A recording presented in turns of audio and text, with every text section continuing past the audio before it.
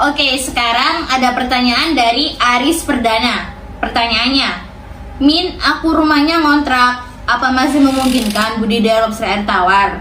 Nah, rata-rata mitra kita juga lahannya sempit. Jadi kalau misalkan lahan sempit itu kan ada orang yang takut untuk budidaya, takut lahannya harus besar, takut ini takut itu.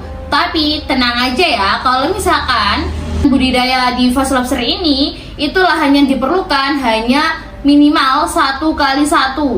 Dan untuk lahannya itu juga bisa di dalam rumah. Itu malah lebih kita sarankan karena lebih bagus.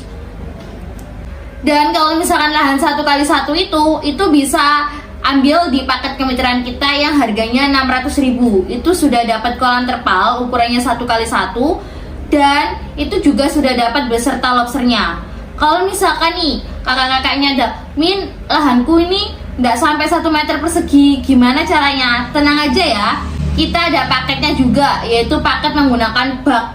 Jadi paket menggunakan bak ini itu lahannya yang digunakan itu kurang dari 1 meter.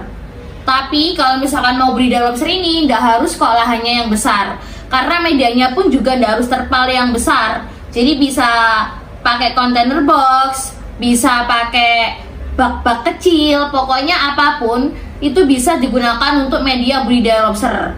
Dan ingat ya, lahannya di dalam rumah itu lebih bagus. Karena apa? Kalau misalkan panas dan kepanasan, hujan dan kehujanan. Jadi untuk pH sama suhunya itu tetap dalam keadaan stabil. Untuk program kemitraan kita itu ada 2, pembenihan juga pembesaran. Jadi pembenihan maupun pembesaran itu per meter perseginya maksimal diisinya 50 ekor. Jadi tenang aja ya, 1 meter persegi maksimal bisa diisi 50 ekor. Jadi kalau misalkan mau tahu paket kemitraan kami, bisa langsung kunjungi website kita ya di www.fastlobster.com. Atau juga kalau misalkan ada yang ingin ditanyakan atau ada yang ingin dimengerti tentang budidaya lobster ini, bisa langsung komen ataupun DM salah satu sosial media kita ya.